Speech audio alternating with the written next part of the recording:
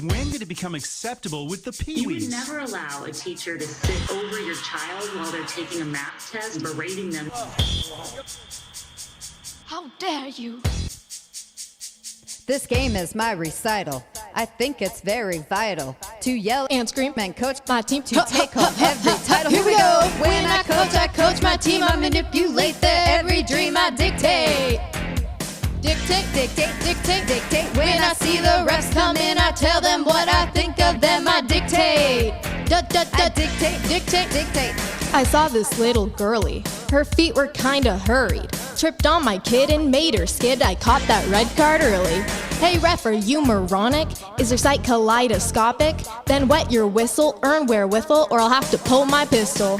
When I coach my team. I manipulate their every dream. I dictate. How is it, see?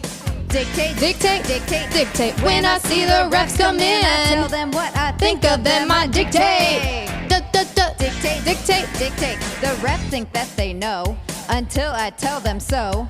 Exactly what they need to call to give my team the ball. The parents think I'm crazy, my mind's a little hazy, but if they do just what they're told, we'll go home with the gold. When I coach my team. I manipulate their every dream. I dictate. How is it, see? Dictate, dictate, dictate, dictate. When I see the refs come in, I tell them what I think of them. I dictate. Dictate, dictate, dictate, dictate. On the turf, coach shed scurf and role plays Big PP. He didn't start you, didn't birth you, listen to mommy. And in this complex, it's a schmuck fest, cause they just can't see. This tourney don't mean scurvy, my boy has big league genes. As a coach, I know it all, and I will make the call. Bow down to me, the coach, I say, or else you will not play. Don't you dare look at your mom, I'll make you look at me. Your dad can't help you win right now, your coach is victory. When I coach my team. I manipulate their every dream. I dictate. Dictate, dictate, dictate, dictate. When I see the refs come in, I tell them what I think of them. I dictate. Dictate, dictate, dictate. When did it become acceptable with the peewees? Peewees. You would never allow while they're taking a math test, never allow the teacher to sit over your child, berating them. I'm gonna have to play some. Ryan, it's too long!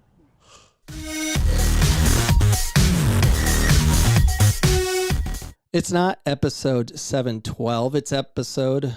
Oh no, it's not episode 713, it's 712.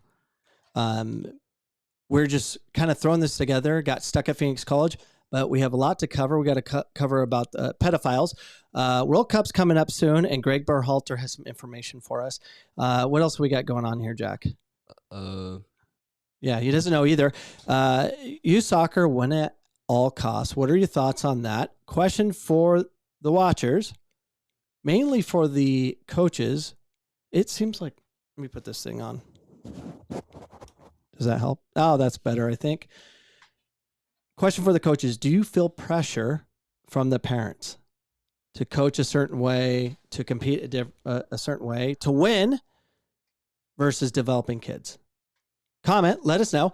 I feel that pressure. I'm coaching again for the ones that have been following, I'm coaching again after a 7-year layoff, and I feel the pressure, major pressure. So much so, I am changing the way I do my practices to appease the parents. I've caught myself doing that, and it I lost so much sleep that I was manipulated that way. I was manipulated that way, and I'm the guy on episode 712 talking about this problem, and I became the problem. That's a problem. Welcome to the show, El Rojo. What's up, Jack?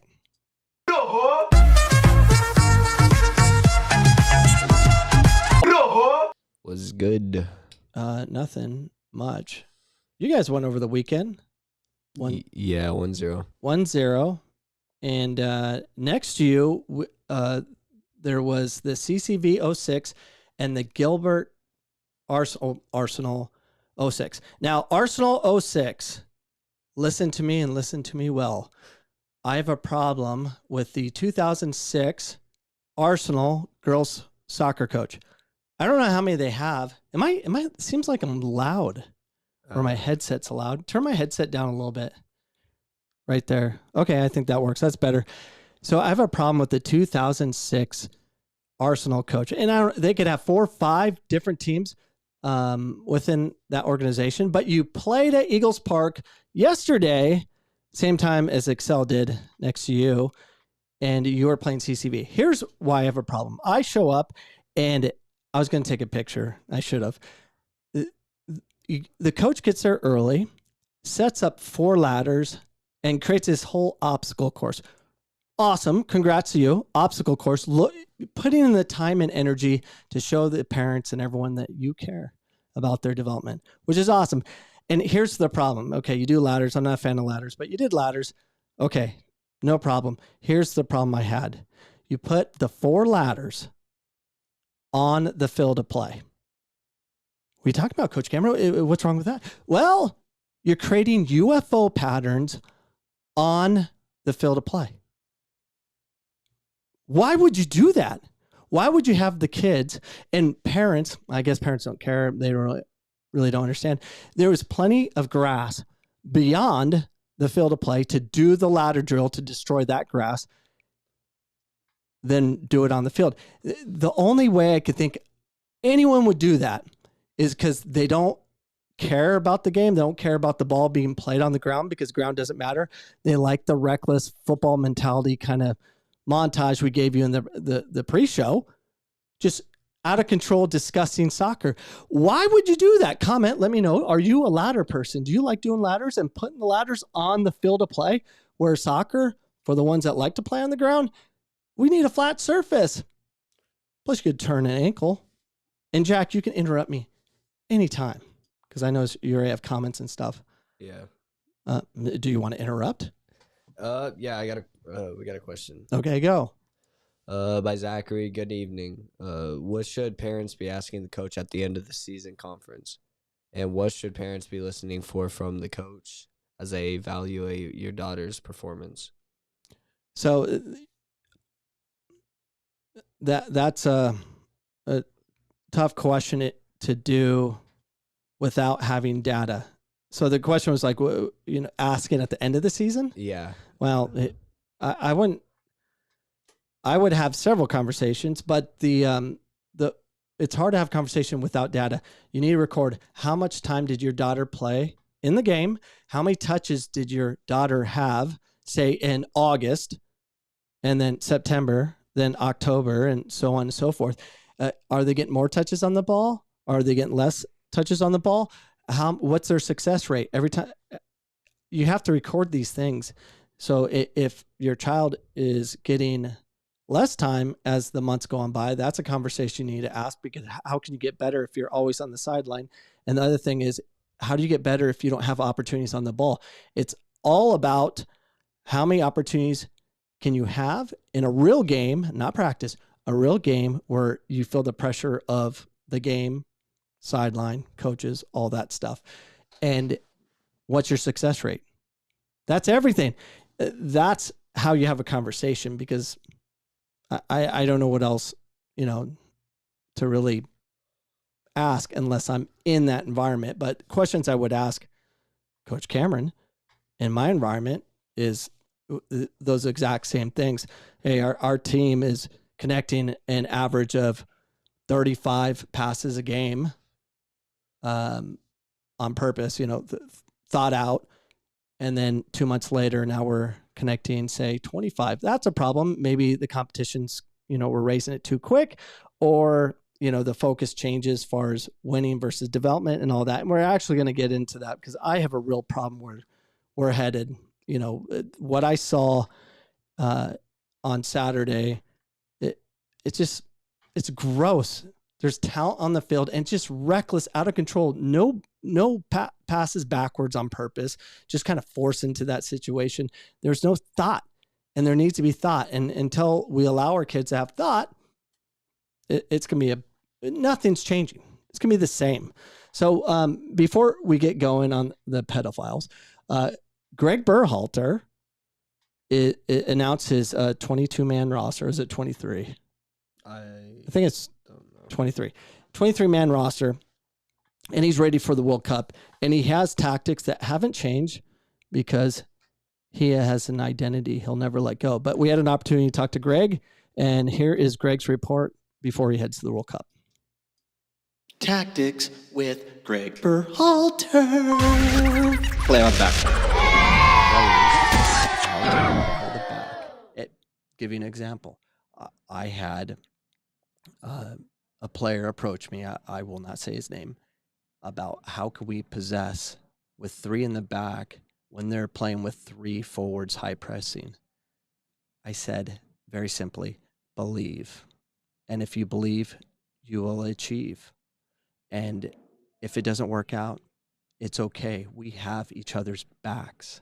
And that's what we need to talk about, is about having each other's backs and being persistent in a culture where we can get people off balanced and continue to be dynamic and play a system that is not only pleasing to the eye, it will be a style that will be effective to win trophies. Yes, it will.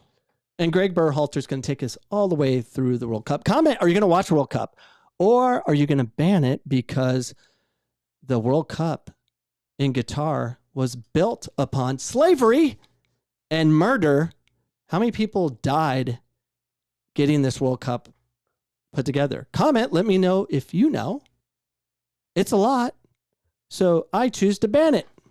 So I'm not going to watch the World Cup this go around to support my disdain for slavery and murder. It should never have been a Qatar. It was a travesty. And I encourage you not to watch the World Cup. Don't watch it. Be kind of hard, huh? But if you have values and conviction of any kind, don't watch the World Cup. It's disgusting. The way it's all gone down. Speaking of disgusting, let's go through the pedophiles real quick, and then we'll get back into the topic at hand, which is what the flip is going on the sidelines, and can we really control it? And the whole winning mentality that's destroying youth development. So, youth soccer coach is arrested on suspicious of lewd acts with a minor.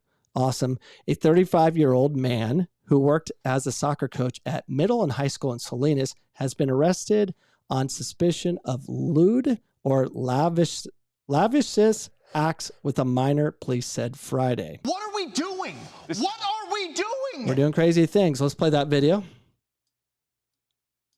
The case against Salinas soccer coach Julio Gonzalez Garcia growing by the day since his arrest Wednesday on child sex charges. We've had more victims come out that have stated that they've had contact with him inappropriate, and because he was a coach for several other youth leagues, we're reaching out to those leagues to see if there were any more victims. Gonzalez Garcia, up until his arrest, coached girls soccer at North Salinas High, La Paz Middle School, and with the traveling team El Camino Football Club.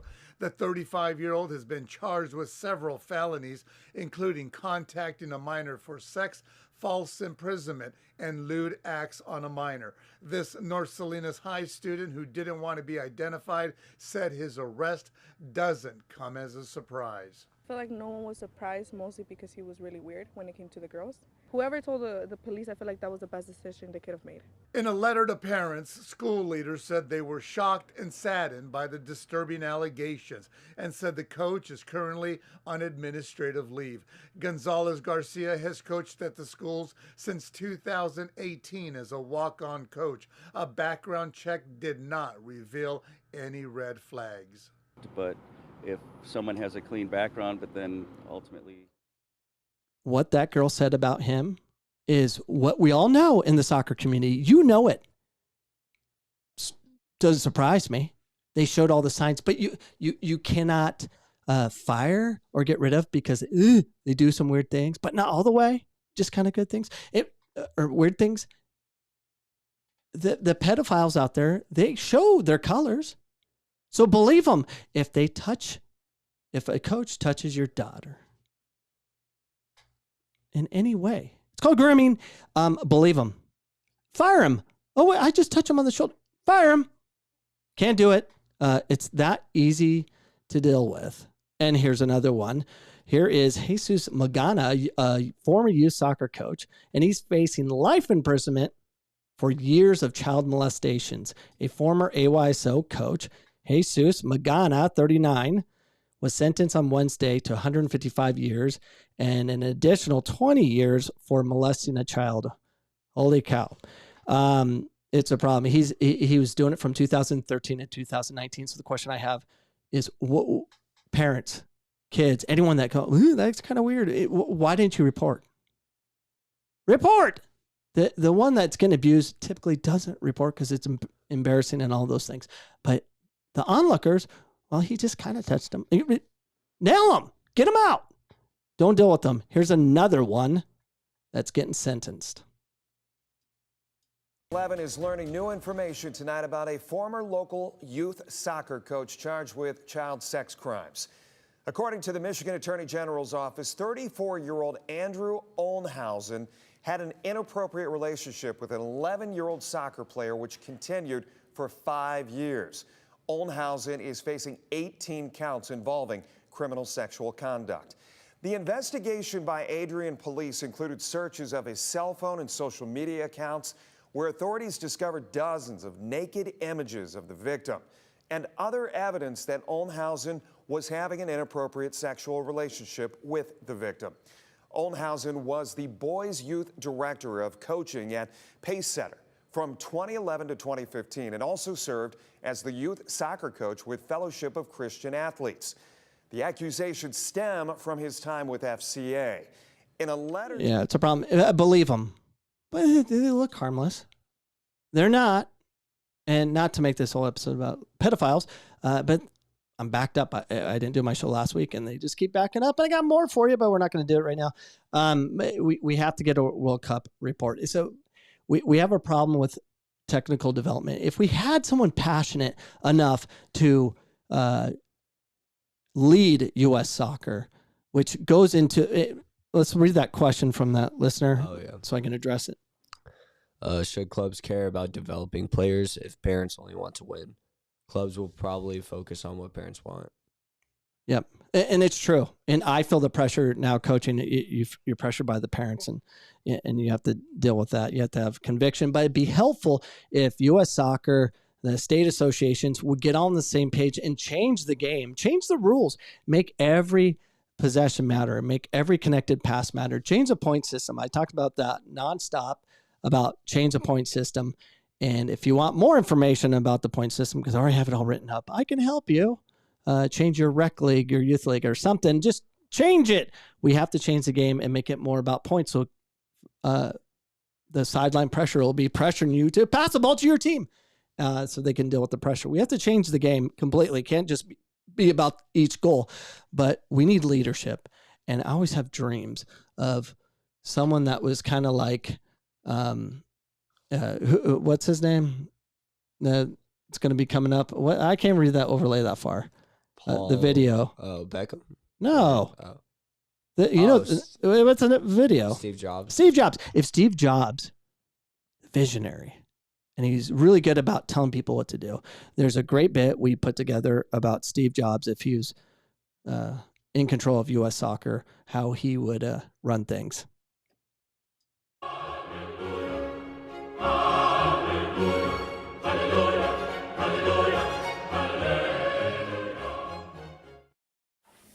to create the most technical players in the world right here in the United States. I mean, I want our players to be so technical with the ball that they know what to do with the ball before they even have the ball. Wait, are we still talking about ball mastery? We're talking about everything, the whole thing, ball mastery, first touch, creativity. Greg, it's the future. I'm telling you right now, I mean, our ball mastery program is going to do for the next 10 years that the Brazilians did for the last 3. I can tell you that right now. Do you know why people watch the Premier League? Why do they watch the Premier League? Nothing else? Because it's got bravado. It's a love for the game like no other. You know what? We've raised the bar. And if we want to be there, we have to sacrifice everything. Great footballers like Messi, Ronaldinho, and Ronaldo, they sacrificed it all. And they risked failure. And if we want to be great, we got to risk it all too. Yeah, but we have a hard date. And doing all these fancy moves like the Brazilians isn't going to get us the next World Cup title. Tactics is what's going to get us the next World Cup title. If you don't share our enthusiasm and care for the vision of US soccer, I don't think I understand. Get out. What? You're done. Wait, you're going to fire me? No. I already fired you. Why are you still here? You know what? I'm removing him from the books. He's never been on the national team. He never coached. He never played for the national team. He's done. I'm taking him off the books. He is done. He's done. It's a low budget podcast. Man, the noise was horrible, but the content was good. Yeah, we need some Steve Jobs action where he just tolerates no BS and fires as many leadership in soccer throughout the country, from the clubs, the small ones, to the big ones, to the president of U.S. Soccer. We need a real CEO that has the cojones to make change. And I don't know if that'll ever happen, but who knows? We'll take another question before we move on. From Gary, too much parent entitlement. In Spain, the parents are far from the field, up in the bleachers. Why do we allow parents on the sidelines? Good point.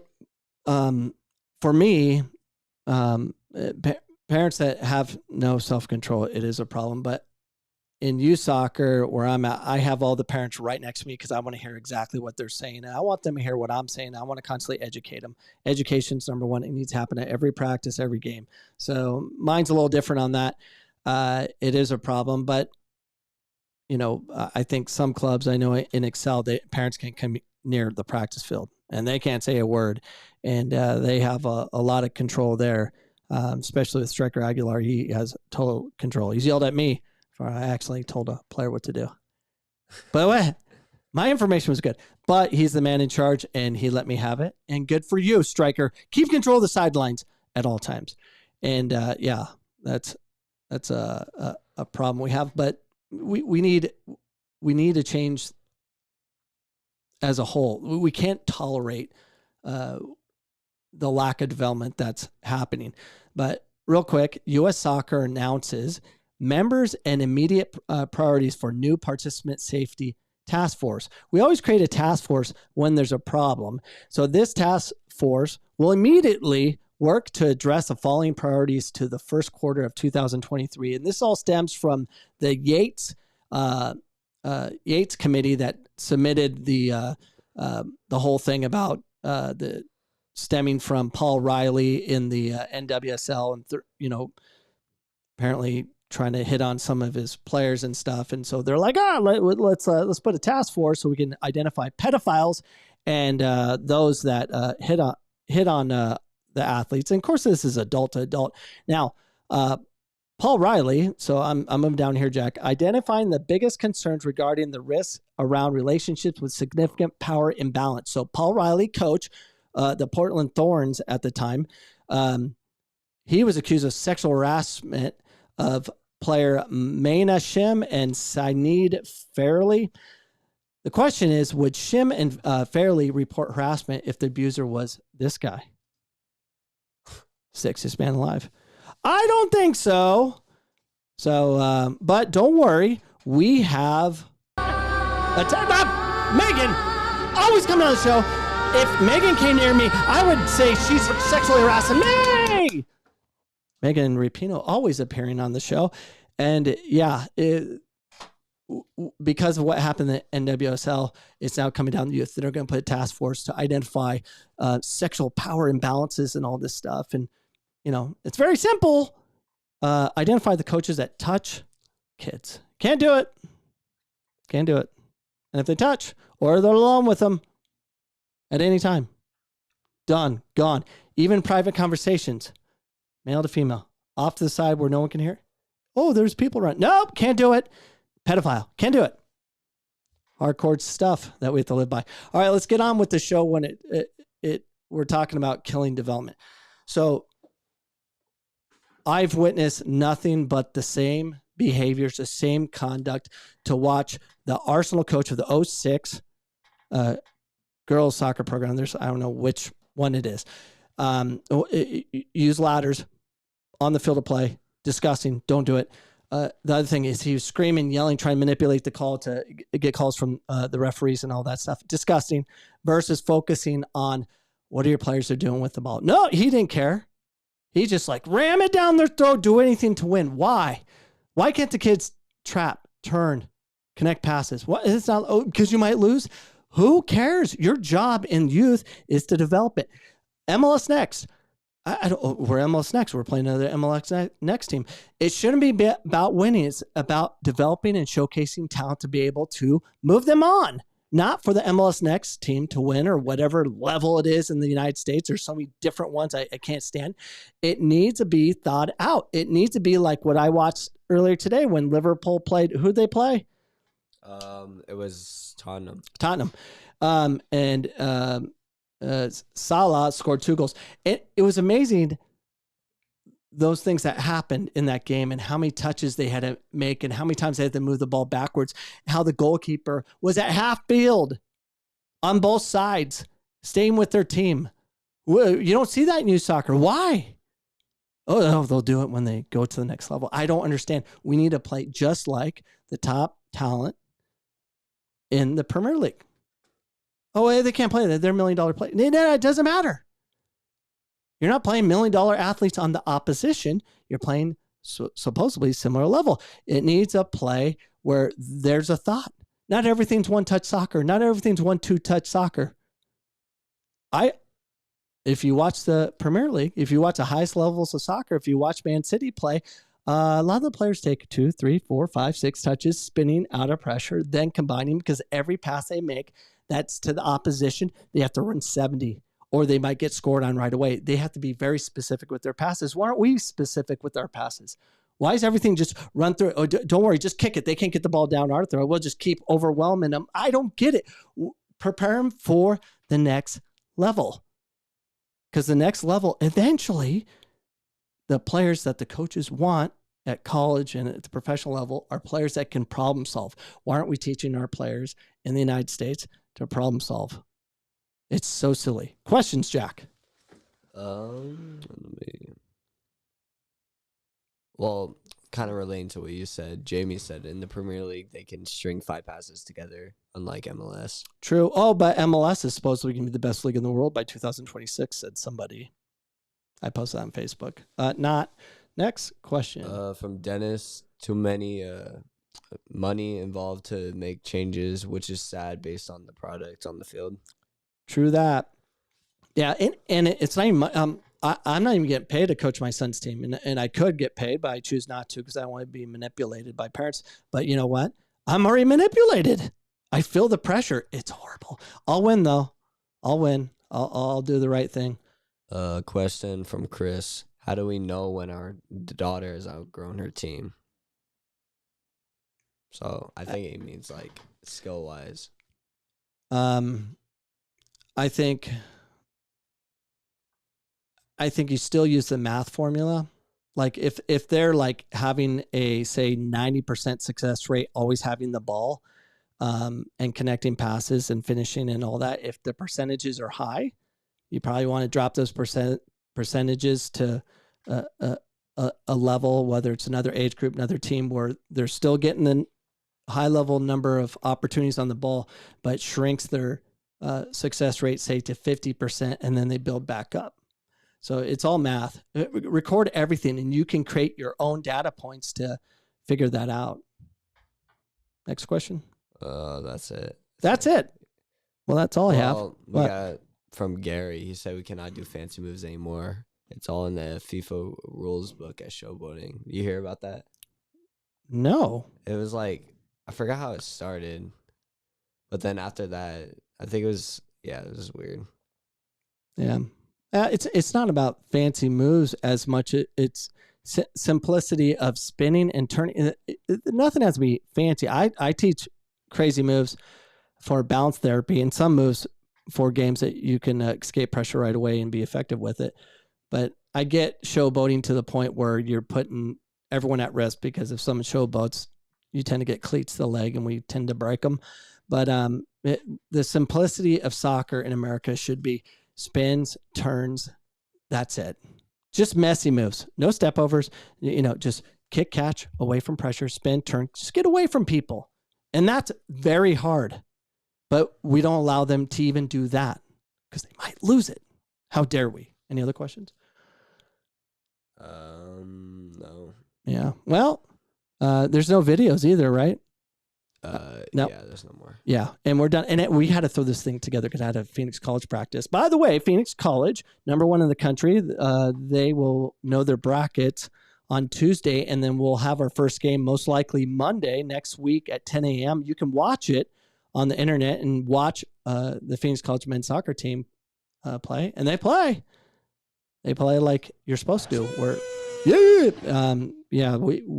play, and hopefully we can win Phoenix College's and Maricopa Community College's first national title on the men's side, where we should have a game on Monday, a game on Wednesday, not this week, but the following week, and semis on Friday of next week, and championship on Saturday, not this upcoming Saturday, but the following Saturday. Hopefully that's the case. According to our ranking, we should be there, but you never know. But we're going to give it a shot. Now, next Sunday, our show will be broadcast from Tucson at the banquet, where, that's where I'll be broadcasting, talking about Phoenix College stuff. So we'll see you guys next Sunday, 8 p.m. Mountain Standard Time. See you then. Peace.